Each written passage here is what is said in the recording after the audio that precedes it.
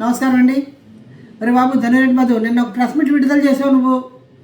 అయితే ఏంటంటే నీకు చింత చచ్చిన పులుపు సావలేదన్న ఆలోచన, ఆ శాస్త్రాన్ని నువ్వు నిలబెట్టేసినట్టు నాకు అనిపిస్తున్నావు. 2019లో ఓడిపోయాక కూడా ఇదే బేస్లో నువ్వు మాట్లాడావు. అధికారంలో ఉన్న ఒక శాసనసభ్యుని పట్టుకుని అరే తురే మాట్లాడావు. ఆ పొగరు నీకు పోలేదు ఇంతవరకైనా. ఇప్పుడు గెలిసేవని అహంతో మాట్లాడుతున్నావు. ఆ పొగరు కూడా తగ్గించుకోవాలని నేను చెప్తున్నాను నీకు మర్యాదగానే. ఎందుకనుకుంటున్నావు? నువ్వు ఒక మాజీ శాసనసభ్యుడితో ఏ విధంగా మాట్లాడాలో అన్నది నువ్వు నేర్చుకో ఫస్ట్. నీ వల్ల అధికారంలో ఉన్న అయ్యన్ పాత్రుడు గారికి చెడ్డ పేరు, ఆ కుటుంబానికి చెడ్డ పేరు. నీకు నోటు దురుస్తుందని అందరికీ తెలుసు. ఎప్పుడు కూడా నోటు దురుస్తూనే మాట్లాడుతూ ఉంటావు. నువ్వు ఒళ్ళు దగ్గర పెట్టుకొని మాట్లాడాలని నేను చెప్తున్నాను నీకు. ఎవడగరా చెప్పలు తీసేస్తావు. నువ్వు చెప్పలు తీసేస్తే మేము తీసేస్తాం. మాకు తెలుసు ఏం తీయాలో. నువ్వు చెప్పలా తీస్తావేమో, మాకు తెలుసు ఏం తీయాలో. మేము తీయగలం, కానీ మేము నోటు దురుస్తనంతో మాట్లాడడం. మా నాయకులు మాకు అది నేర్పించలేదు. గుర్తుపెట్టుకో మధు. మళ్ళీ చెప్తున్నాను నేను. నువ్వు గెలిచాను కదా, ఏళ్ళ దూరు కొడదాము అహం చేద్దాం ఏదో అనుకుంటున్నావు కోసం. నీకు ఆ సినిమా ఉండదు, నీకు ఆ ఛాన్స్ కూడా ఇవ్వం. ఓడినా పులిపులే, గుర్తుపెట్టుకో. నువ్వేమనుకుంటున్నావు? గణేష్ గారు అంటే తక్కువ అంచనా వేస్తున్నావు. ఆయన ఒక సౌమ్యుడు, అంతవరకే. సౌమ్యుడికి ఎప్పుడూ కోపం రాకూడదు. మధు, ఒళ్ళు దగ్గర పెట్టుకొని మాట్లాడు. నువ్వు అధికారంలో ఉన్నావు, రెచ్చిపోతున్నావేమో. నీ అధికారం పక్కన పెట్టావంటే నిమిషం తప్పదు ప్రతిదీ కూడా.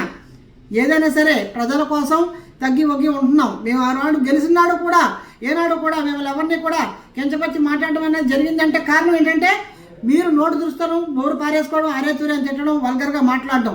మీరు మాట్లాడితే ఆ రోజు మేము మాట్లాడాల్సిన పరిస్థితి ఏర్పడింది. కాబట్టి ఈరోజు నువ్వు గెలిచేవన్న అహంతో నువ్వు మాట్లాడుతున్నావు. ఈరోజు నువ్వు ఆహారం తగ్గించుకోకపోతే ఇబ్బంది పడతావని నేను తెలియజేస్తున్నాను. ఎందుకంటే స్పీకర్ గారు చాలా మంచి వ్యక్తి. గెలిచిన దగ్గర నుంచి కూడా మీరు చేసిన అరాచకాలు అంతా ఇంత కాదు. ఎందుకనుకుంటున్నావు?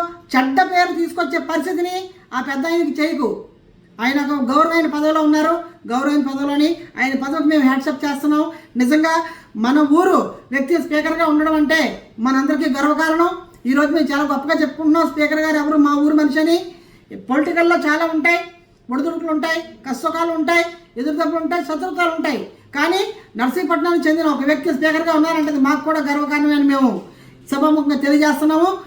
మధు, నువ్వు నోటు చూస్తానని తగ్గించుకోకపోతే పరిణామాలు చాలా విధిగా ఉంటాయని నీకు వార్నింగ్ ఇస్తున్నాను నేను.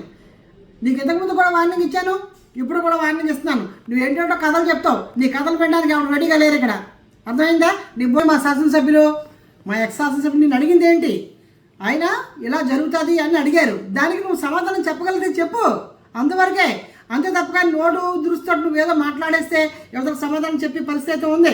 నువ్వు మమ్మల్ని తిడితే మేము మీ నాయకులు తిట్టే పరిస్థితి ఏర్పడుతుంది. నేను మరీ నీకు చెప్తున్నాను, వాళ్ళని మధ్యలో ఇన్వాల్వ్ చేయకు. వాళ్ళు నీట్గా రాజకీయం చేసుకుంటున్నారు, గౌరవంగా ఉన్నారు, గౌరవమైన పదవుల్లో ఉన్నారు. వాళ్ళ పదవులకు మేము గౌరవిస్తాం కాబట్టి మేము ఒక మాట కూడా అనలేకపోతున్నాం. నువ్వు నోటు దురుసలతో ఒరే అరే అని మాట్లాడితే ఆ పరిణామాలు వేరేగా ఉంటాయని మధు నీకు మరీ చెప్తున్నాను నేను.